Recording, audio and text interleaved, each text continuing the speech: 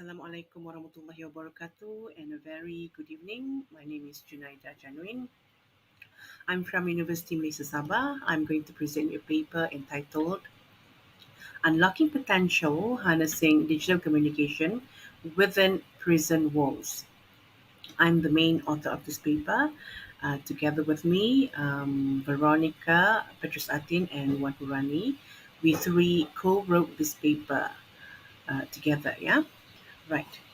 Before I start my presentation, I would like you to look at these three photos. Right. What do these photos tell you? Well, once you see this photo, I'm sure you notice that they are photos of prisoners or convicts, right? Ex-convicts, or probably you call it as inmates, or maybe we can politically correctly call them as name them as incarcerators. Yeah, right. If they come and see you and look for jobs and want you to hire them, would you be able to give them job?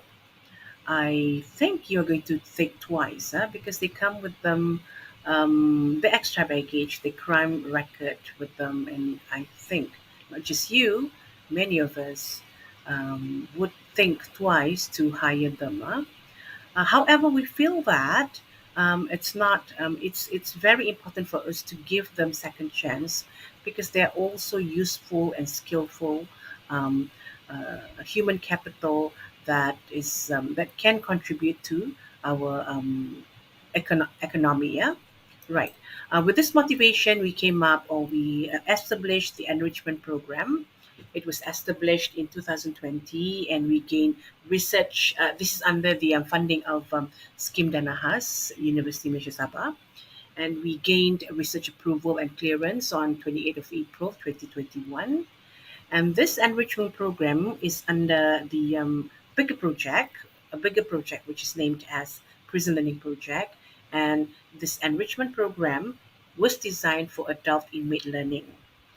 Right. This enrichment program is also aimed to look at communication elements needed by adult inmates during the corrective um, phases in prisons. Yeah. Right. Um, For this research, we employed ADDIE model. This is a phase cycle. It started with for our phase one. We started with needs analysis. In this analysis, we conducted literature reviews, site visits.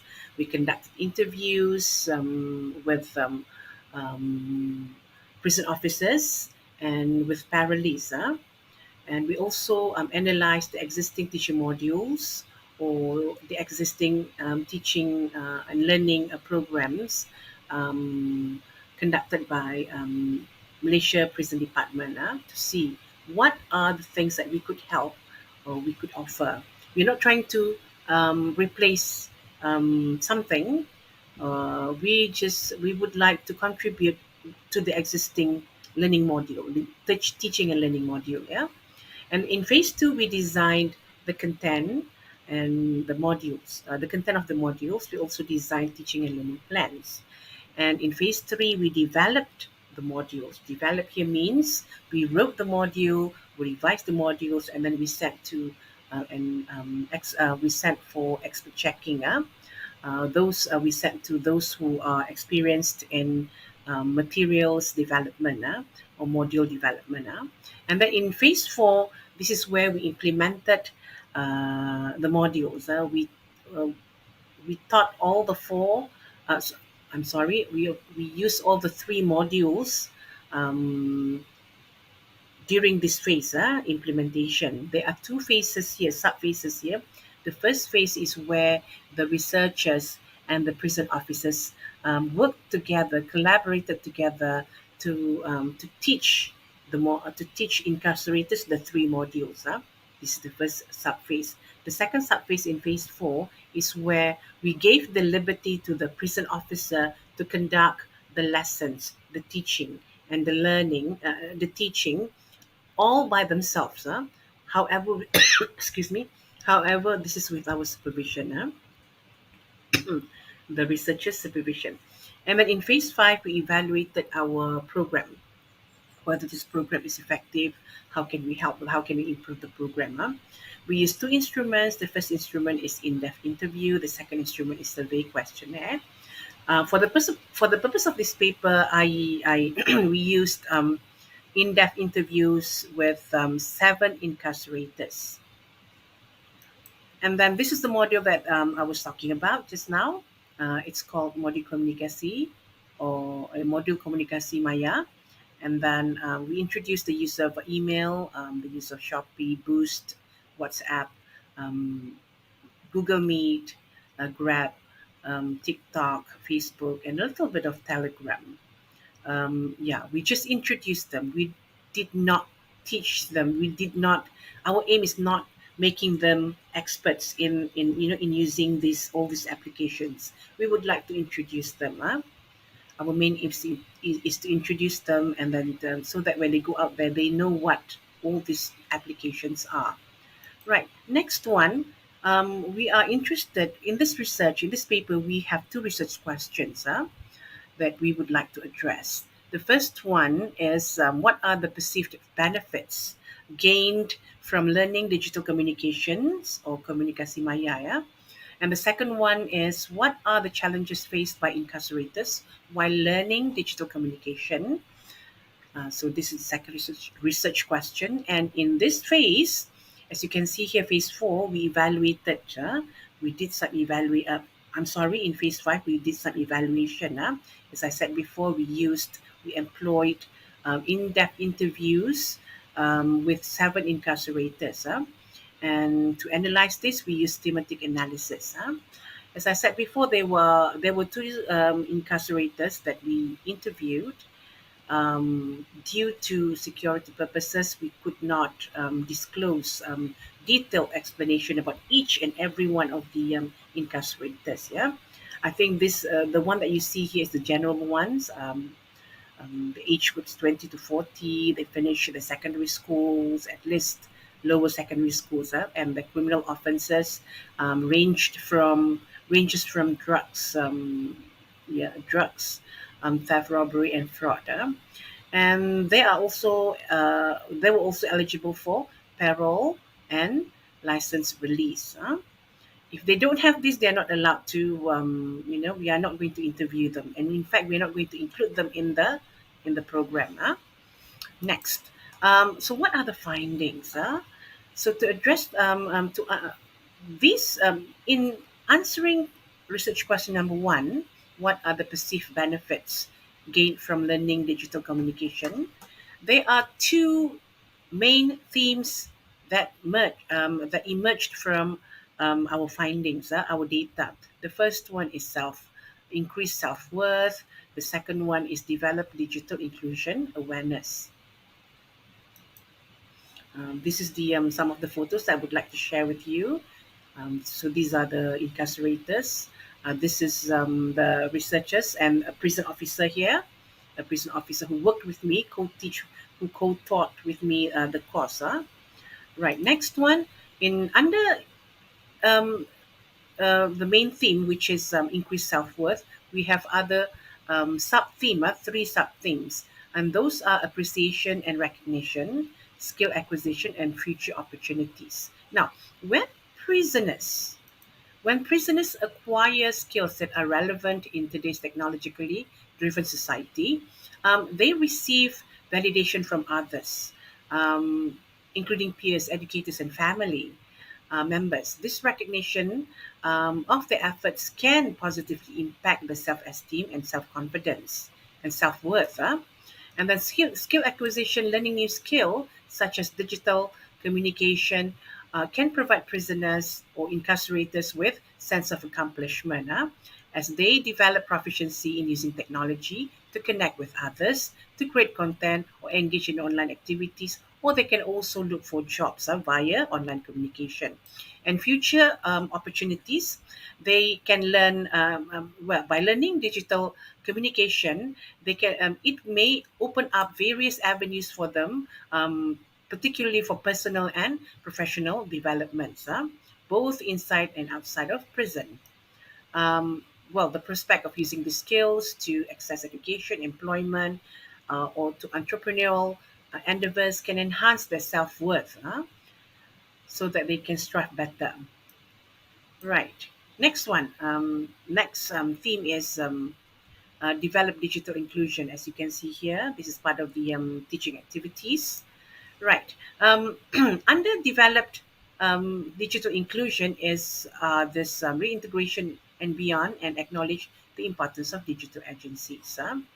This is very important because it emphasizes the importance of digital skills for reintegration into societies, as it helps inmates to understand how the skills they acquire can benefit them in seeking employment and staying connected after they're released from prison.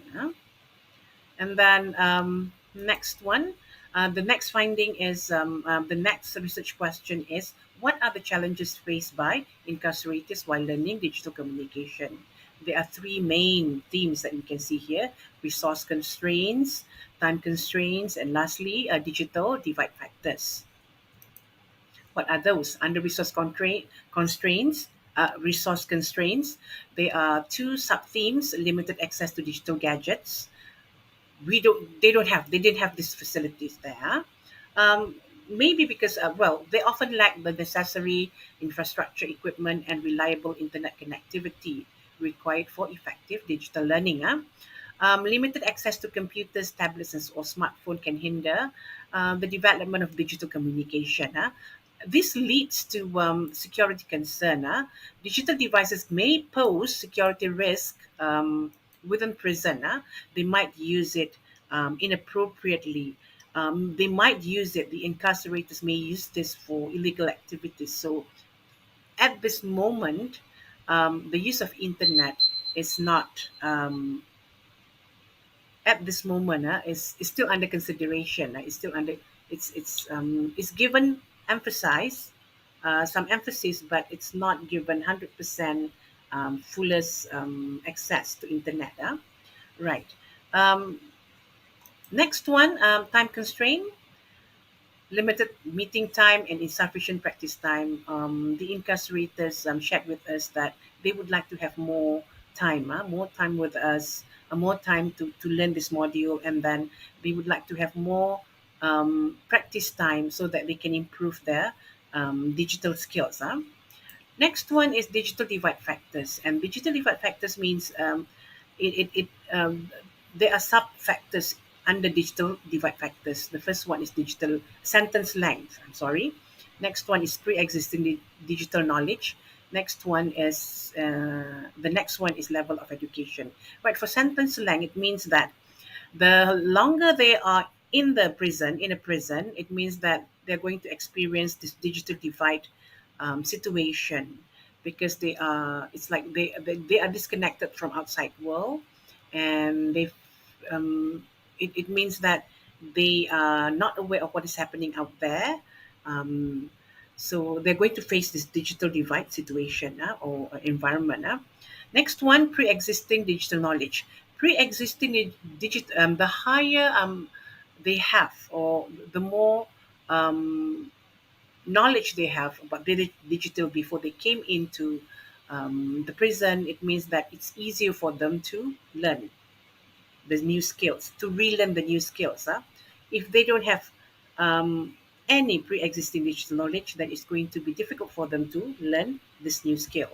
A level of education similar to pre-existing digital knowledge. It seems that those who have lower education background, lower yeah, who do not have significant, or I would say lower, who are low education background, they are likely to face or to experience this digital divide situation or environment. Right. As a discussion, it is very a conclusion. Uh, I'm sorry, discussion. It is very important for digital communication to be incorporated into the existing learning system of prison department, because it will enhance the incarcerators' personal development. It will also prepare them to reintegrate into their community. It will help them. It will help them with the employability. It's easy for them to look for jobs, and lastly, it will reduce. It is likely that the recidivism event or statistics will reduce because they are able to fend for themselves. They can find their jobs. They can support their family. They're not going back to their, to the activities that lead them to commit the crime again, any crimes again. Right. So we have two success stories here. This guy, this person, this first incarcerator, he is now a Maxim driver. He has been wanting to be a Grab or Maxim driver after taking module Communication Maya. And this guy, the second guy, the second incarcerator, he is now a seafood vendor. He is now promoting his seafood business through WhatsApp. He is motivated to do this after taking module komunikasi maya. So these are the immediate success story. I personally interviewed them. I talked to them. I met them after they finished this program, 2.5 months after they finished this program. Right. So conclusion. I would like to conclude. Before the conclusion, I would like to show you this is the graduation program. We celebrated them. We gave them some certificates. We give the certificates of finishing the program, and they really appreciate this. And yeah, I believe that they can do better if we give them chances. They will be part of our economic vehicle to enhance Malaysian economy if they're given more opportunities, more uh, I would say more opportunities and more roles in developing our economy. In conclusion, digital inclusion in prisons can empower incarcerators, improve rehabilitation, and enhance their prospects of reintegration. Incarcerators gain self esteem, confidence, and agency by learning digital communication skills to survive in modern world. With this, thank you.